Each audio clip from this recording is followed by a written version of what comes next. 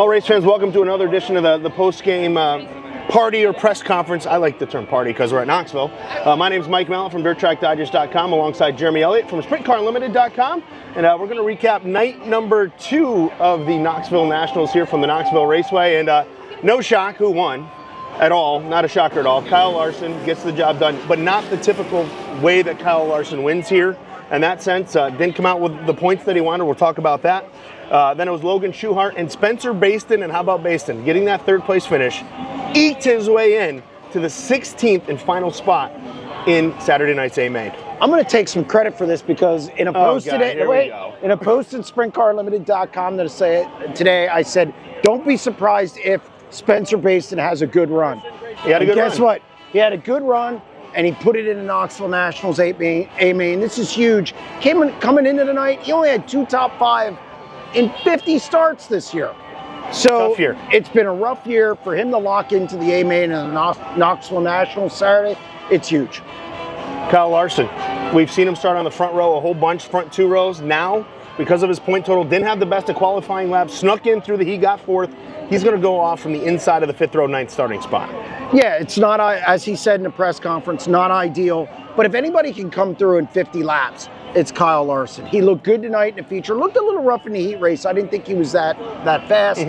But again, he looked good. Logan Schuchart is going to start 3rd in Saturday's A-Main. This is the best he's ever looked, or as far front as he started in the Knoxville Nationals A-Main. And we're going to bring in the guy who's going to be on the outside pole for Saturday's A-Main, Carson Macedo, probably the most consistent driver tonight. Well, you got your pen. Can I get an autograph before we start? Man. Please, come on. Wow. Hey, actually, here, right? No. It's a lot of room up there. Oh, hey, you're not too. Stop judging, okay? Stop judging. There's hair. Well, Carson, man, heck of a night. Only guy to come from 8th in the heat and to transfer through. How good did that feel when you start looking at things after the heat going, okay, now we got something and we're going to be good? It felt like a breath of fresh air. I think a lot of the times here at the Nationals, a lot of people think that qualifying is the most crucial part of the night, but it just is so far from the truth. The heat race is everything. I mean, you get in the heat race, you start 8th and you're stressed the whole time. The minute they drop the green flag, you're on complete offense. You're doing everything you can to get to that 4th spot. And when I come out, I think in 4th, right out of the gate off of turn 2, I knew I was in really good shape. Got to 3rd, had a little, security on my side, and then just tried to have fun after that, which is a little tough to do sometimes here at the Nationals. I was going to say, how is that possible with all the stress you guys are under in these qualifying and the heat races and the feature to have fun? It was funny, tonight, right before the race started, Derek Hagar was parked right next to me, started on the pole. He said, what do you think I should do? I haven't ran a whole lot of half-mile stuff. I said, man, I think you should have confidence and have some fun. And I think it loosens you up a little bit. It's tough to do that when the stage is this big and a lot of good race cars here, so tough to win. Outside pole for Saturday. I've seen you win a lot of races. You haven't been this happy even after a win. Yeah, I mean, I'm pretty happy. It's hard to get where I was from the heat race. In the feature, we tried a couple of things. I think we could have been, it could have played out a little bit different, but I didn't get a very good start. But I knew going into the feature, if I ran in the top 5, I ran a nice, safe, consistent race, I was going to be in a really good spot after the heat race points. So, I've never started this good at the Nationals. I feel like it's just hard to win here. When I was looking at the lineups of the 2 nights, I'm like, damn, there's a lot of good cars here. So it feels good to sit on the front row, and we're in a spot to capitalize. Interesting year for you. It's been a little up and down, but look at your stats. You still have 8 wins. It's just been quiet. Not a ton of attention, Buddy doing what he did at Houston's. David, having 50 million top 5s and whatnot. I don't want to say you were under the radar, but coming in here, maybe not like some other years. Do you think that was a good thing? And you're still having a good year. It's just the attention isn't quite as isn't there like normal. How do you view all that? Yeah, I think that I was just as confident as I've been in any other year. I feel like we've had a lot of speed, and a lot of times when you come in here and you don't have speed, that's when you're scared. But we've had speed. We've won races. We've been up front. We've capitalized. We should have more wins, to be honest with you. Just having a flat the other night. We've had some things not go our way. Even where we're at in the points really is a virtue of flat at Attica, flat the other night, spin out in front of us at the Grove. I mean, there's just been a lot of things that haven't played our way, and I think ultimately, the top 2 in points, if you look at it, the only DNFs that I think the 83s has been non-point shows. And I don't know that the 2s had a DNF all year. So You just have to, you got to put things into perspective, and you got to think about things tactically and not emotionally. And I think that's what I try to do every time I go to the racetrack. You mentioned a little bit not having bad luck. How much does luck come in here at Knoxville? You know, you look at some of the guys that have made it through the heats. All, you know, Donnie had some luck in there. Like, you know, Kyle's had some luck in there. How much does luck come in here along with a good car when you're trying to do the things you guys got to do on a race night? Well, I think racing in general, there's a little bit of, you know, if the old saying, like, you'd rather be lucky than good. I think things have to sometimes go your way, especially at big events like this.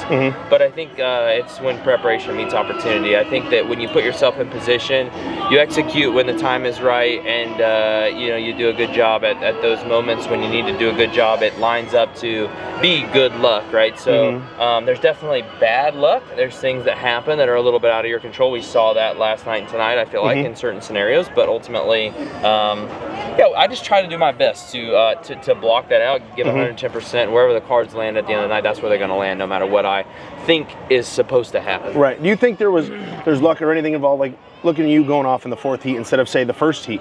Like, going off in the first heat here is tough. I mean, you know, Brad struggled, Rico struggled last night. Yeah. But just like, I mean, fourth quick, not where you want to be, obviously, quick time, but fourth quick is good because you have a better chance to work up through the field. I think it's give and take, though. Like, if you look at the way the format works, like, you know, if you're in the first heat, you're like, you know, it's tough. It's going to be tough to get to fourth, right? But you're on the front row of the beat. Right. And as long as you execute in the feature and you get to the top 10 or close to the top 10, you're going to be locked in. You're going to be in a pretty good spot. So I think it goes back and forth.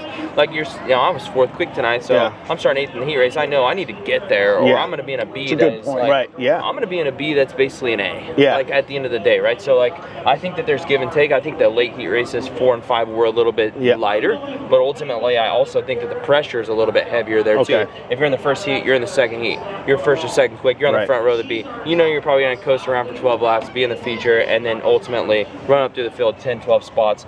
And you're going to be in a good spot. And also with the Nationals, the way the format is, a lot of good cars in the B that don't make it out. So there is passable cars in the feature that you can get there with. You know, from California, being a California guy, we hear all the time, oh, they're not good on half miles. You're really good on half miles because you have 2 National Open wins. You've been good here. How did you just get used to that and kind of close that gap when you first came out from California, and now you're one of the best guys on half miles? Yeah, I think it just transitions. I was able to get out. I mean, I raced in California for 4 years. I didn't spend it. I spent some time there, don't get me wrong, and I'm probably still a quarter mile guy at heart, but ultimately I knew that in order to win big races, in order to perform on big stage, in order to win the National Open, the Kings Royal, the Knoxville Nationals, you gotta be good on half miles. And luckily I was able to link up with a team that also is good on half miles in JJR. A little bit. A lot of success. And you know, it feels good as a driver. They've won the Nationals here twice. We've won the Kings Royal, the National Open a couple times. The only one they haven't won is the Kings Royal. So I mean, the team was there. I mean, I stepped into a role that was already stepped into big shoes. I felt like, and it helped a lot. And I feel like I just tried to elevate my game, do as much studying as I could to be the best half mile driver I could be, because that's where all the money's at. Lead us out. That's a good place to end. So, for Jeremy Elliott from SprintCarLimited.com, from the guys starting on the front row, Carson Macedo, my name's Mike Mallett from DirtTrackDigest.com. Stay tuned to both the websites this week. We'll have a lot more here from the Knoxville Nationals.